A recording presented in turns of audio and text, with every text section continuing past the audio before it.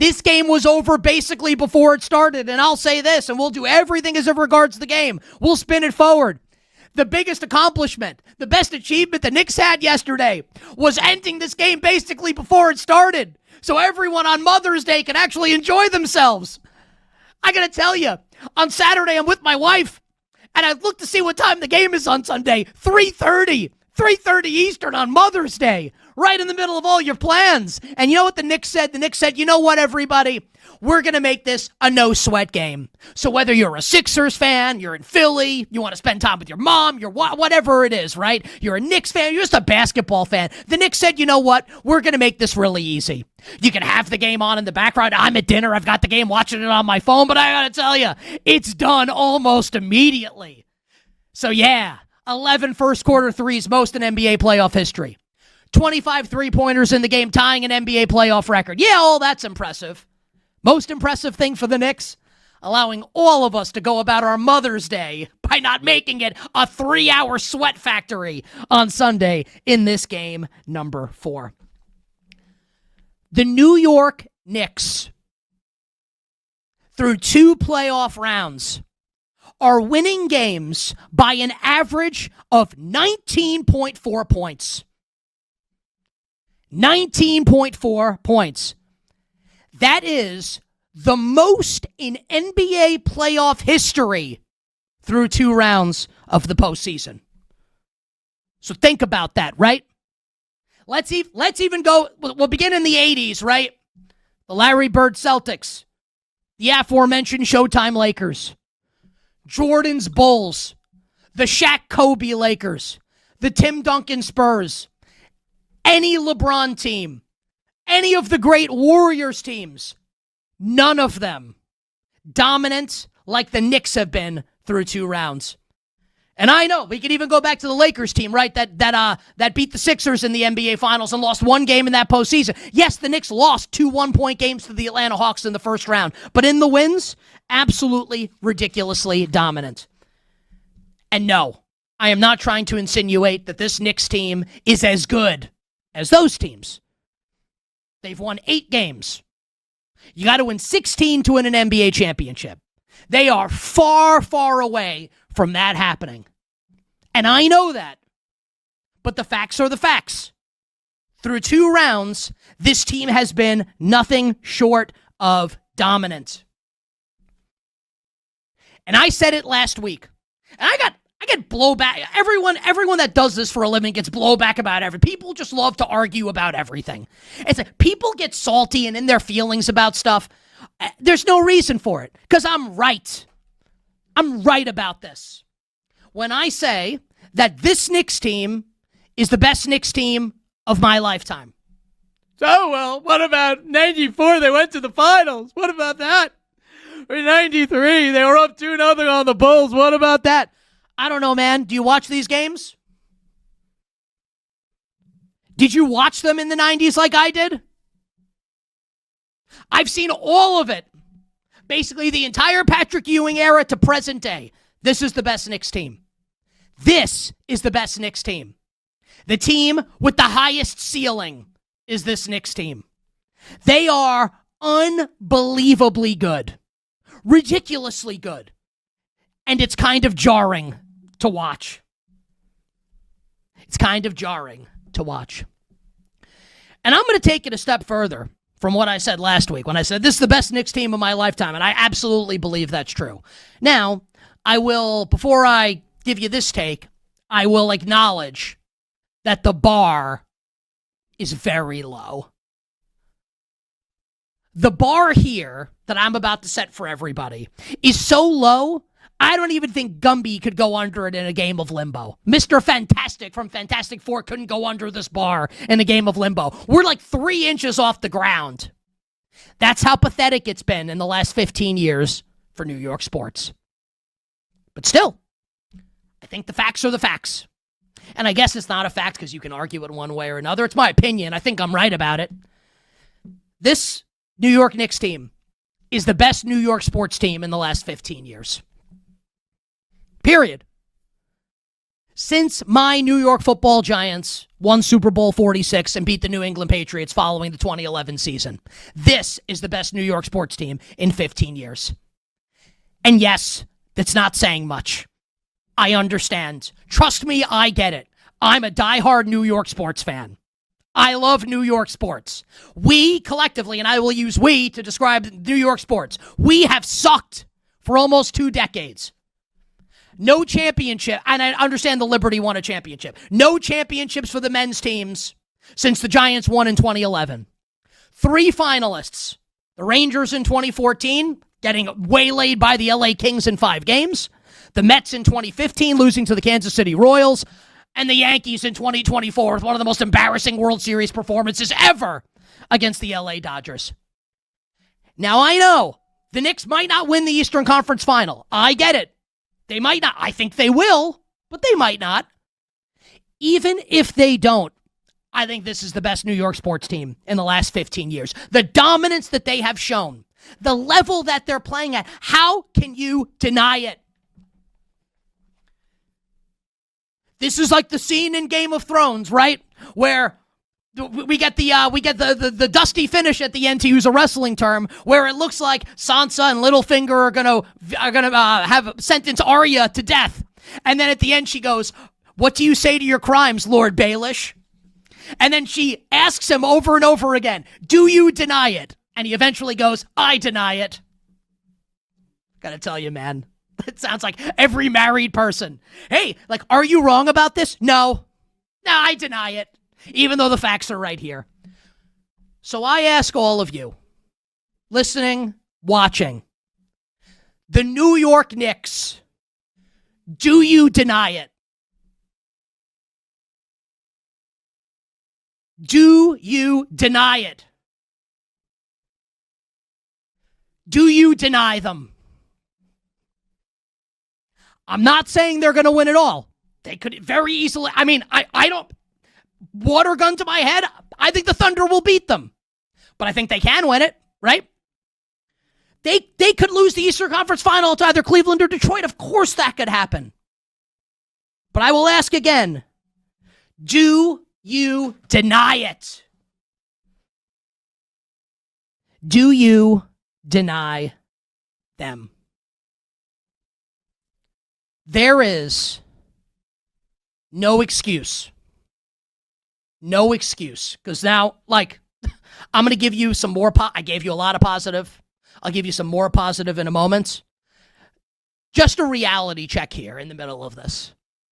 There will be no excuse. 0.0% excuse for the Knicks not to go to the NBA Finals. I'm not going to say no excuse for them not to win it all, because I'm assuming they'll play the Thunder, and the Thunder will be favorites, and the Thunder should be favorites, and I think the Thunder are the best team. If they get there and they beat the Thunder, it will be the most unbelievable thing in my life as a sports fan, outside of the Giants beating the undefeated Patriots in Super Bowl 42. No excuse. 0 excuse for the Knicks to not beat the Cavs or the Pistons in the next round. 0 excuse. And you might be listening or watching, and maybe you're a Cavs fan, maybe you're a Pistons fan, maybe you just hate the Knicks. All acceptable. And honestly, like, you could be ambivalent towards the Knicks and have your opinion, and that's fine. My opinion is no excuse for them to not win the next round. None, with the way they're playing. Their upside, they have shown it, that their upside is higher than any team in the NBA except for the Thunder and the Spurs. Those are the 3 teams with the highest upside. And the Knicks are the only one in the Eastern Conference that has that ceiling. No excuse not to get there. So, like, yes, it's been awesome. And yes, I'm in ecstasy. I'm delirious. I'm on cloud 9 as a sports fan. But now we go like do your Bob Seger or your James Hetfield. There I go. Turn the page. I didn't need to do the guitar or the saxophone there. Turn the page. Have to win the next round. And if they don't, how can you say the season's anything but a failure? So I wanted to give that reality check. Give you just a dose of what's to come here in this next series, in the midst of this love fest for the New York Knicks. I felt like that was appropriate. Now let's speak together as sports fans. And now this becomes less Nick Kostos, sports talk host, although this is just how I talk in general, right? In my everyday life. This becomes less, hey, I'm kind of like telling a story or giving an opinion. And now this is, I'm talking directly to you as sports fans. Forget about my job. Forget about your job. Forget about what we do in our free time when we're not watching sports or working. Let's speak as sports fans. Candidly. And I kind of experienced this after Game 3, when the Knicks went up 3-0 against the Sixers. And I've been talking about this for a little bit now, right, on the show. It is a little jarring to watch the Knicks be this good. Now, jarring is not bad. It's amazing to watch them play like this. It's jarring because I can't believe what I'm watching. It's like the scene in The Matrix, right, where Joe Pantoliano's turning heel on Keanu Reeves and company, and he's eating the steak. He's like, man, like I know this isn't real, but ignorance is bliss. Except this is all real. It's all actually happening. How is it happening? How are they this good? How is the team that I root for this good? Think about what I said earlier, right? The bar for New York sports could not possibly be lower. And now, and I know the Yankees went to the World Series a couple years ago, and they just got destroyed by the Dodgers, right? This feels a little different to me. Also, like, they're the Yankees, and this is the Knicks. Now, my daughter turned 2 last week. So I can't really give you this opinion with extreme confidence or make this analogy with extreme confidence. But I would imagine that it's something like the Knicks or something like you have a kid, right? And your hopes for the child are sky high. And you feel like this child has all the potential in the world. And for whatever the reason, the child screws up, right? He or she is lazy, doesn't apply him or herself, doesn't take care of him or herself physically, doesn't care about a career, just kind of keeps kicking the can down the road. And you just watch for years things not go well. And you keep hoping that they will, but they don't. And then one day, this kid decides, no more. Starts going to the gym. Applies to law school. Graduates with full marks. Starts dating the right person. Starts living their life the right way. And you're like, wow, it's amazing. After all those years in the wilderness, after watching this team suck, just be soul-sucking, no fun, brutal, deflating, just the absolute worst for decades. Now they look like a team that can actually win the championship. What an unbelievable turnaround. You almost can't believe what you're watching. And as sports fans, and it doesn't mean they're going to win the title again, but as sports fans, when you enter a period like this, it's incredible. It is nothing short of spectacular when you have that feeling when you're watching one of your favorite teams play and they're a juggernaut. This game was never close yesterday. When you're used to losing, and even when you win, it feels like you're scratching and clawing to win. And now they're winning by an average of 20 points per game in the playoffs through 2 rounds. And you might say, well, look at the competition, Atlanta and Philadelphia. I mean, they're not winning by 1 point. They're annihilating these teams. Like, this is what you want teams to do in this spot. You want the great team to destroy the team that's not great. They're doing it. The Knicks, lost in the wilderness. And now they're here. The prodigal son. Unbelievable. My last note, sports fan to sports fan now. For a lot of the sports fans out there, maybe your team, maybe you've never seen your favorite team win a championship. I've never seen the Knicks win one, although I've seen the Rangers win one in 94. I've seen the Yankees win a bunch. I've seen the Giants win a bunch. I've never seen the Knicks win.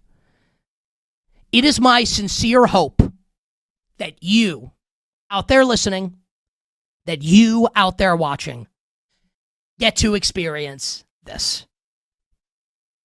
And again, I know that this could go sideways. They might not even win the next round. I understand that. But this feeling right now is pretty special. And I don't want to discount it. And I don't want to do they haven't done anything yet. Like, the feeling is the feeling. It's been absolutely amazing. On to the Eastern Conference Final for the second straight year. This is why you fire Tom Thibodeau. This is why you hire Mike Brown.